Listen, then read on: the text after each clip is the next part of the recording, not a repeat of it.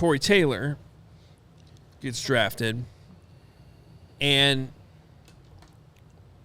as they're making the pick, but before it actually goes public, Richard Hightower basically comes to the front of the room by polls and was like, how do you want me to handle this with Trenton Gill?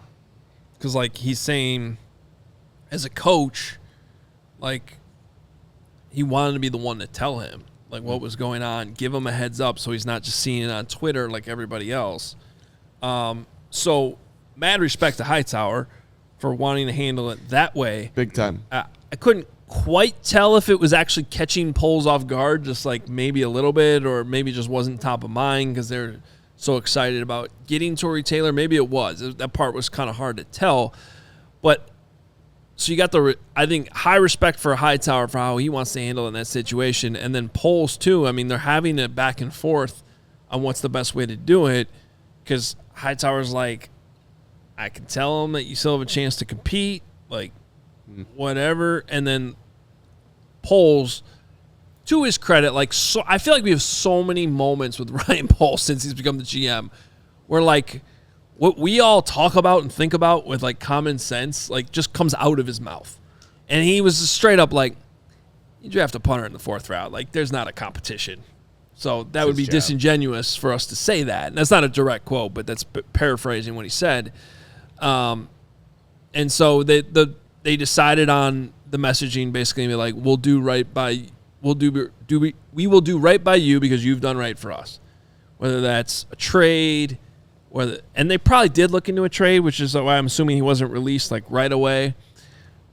Whether that's giving him an opportunity to prove himself in camp and then get traded, or just an outright release. And that's ultimately the way it went. What was your reaction to that whole scene? I actually didn't get a chance to watch it yet. Oh, yeah. So hearing this, it was amazing. Yeah, I got you. I got a lot into that documentary, but not quite that far. So here was first of all to the start of it, and I'm seeing it in the chat, and you're nailing it, Hogue. Richard Hightower is a kingpin because he's thinking about his dudes, and this is a dude that's not going to be his dude, and he's still thinking about his future and where he's going to go. And I think there's a ton of respect for what Trenton Gill did, and we've talked to Trenton. Great guy, super professional. Credit to the Bears in the locker room. Just didn't have a great year last year, and you're talking about somebody that Poles talked about. I've never seen a kicker be able to place the football like Tory Taylor, so that's why they wanted him. I thought that, but I just really appreciated Hightower going up. And it also shows that there is a certain way in which Poles carries himself, that Hightower is not intimidated in the middle of the draft, or not too intimidated to feel like I can't go up to him and say something to him right now. It shows to me that Poles is somebody that you can approach, and even in a moment like that, have a conversation with, a fairly challenging conversation. So I loved all of that.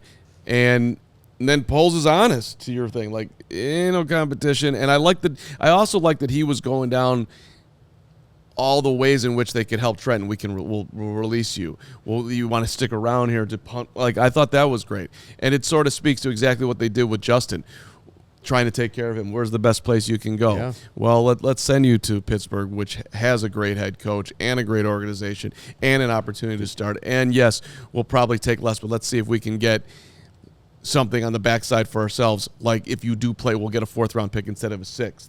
So there's just, as far as, like, I think the way Poles should be received by players around the league, you would think that if they are paying attention, there's some respect for the Bears general manager. Yeah, doing right by the players, and regardless if it was your starting quarterback last year, Justin Fields, or your punter, like, probably the most opposite end of the maybe importance when you look at sometimes a roster, but it's still the same standard is being held for both those types of players, which I think if you are a player around the league at this point, and there's a lot of hype around this Bears team, where they're going, where they potentially can go, like, you see how the front office handles their players. I think that stands out to organizations and how they treat guys.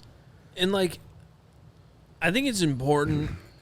look, this is just the start of shows like this, quite frankly, because the Hard Knocks is coming up, and we're going to be doing a lot of these shows where we're going to be reacting to what we're seeing and kind of breaking it down. And it's always important to keep in context that these are edited pieces, heavily edited pieces, and teams do have oversight over what actually airs to a point, but still, I think we can make the conclusion off some of these things that we've seen come out, whether it's the 1920 stuff, whether it's, this documentary. What do the Bears have to hide? I think they're in a good spot to be on Hard Knocks this year. It's obvious they don't really want to do it, but I do like their approach since it's come out that they have to do it, which is let's just embrace it. Makes the most Let's not push back. Let's embrace it, because the opposite is when you push back and it's kind of evident you don't want to be there. Like, I didn't think Robert Saleh had some good moments last year. He had some bad moments with Hard Knocks. I didn't think the whole Jets thing was a real win in general for the Jets. It was kind of like an Aaron Rodgers PR piece, a lot of it. True, yeah. So I just think that the Bears have shown, at least in this documentary and some of the other things we've seen, that there are moments like this. Like, that was a genuine moment. That wasn't an edited thing. That wasn't like trying to play to the cameras. Yep. That was a very genuine, important moment that I think reflected very well on the organization. We all silly like the mayor.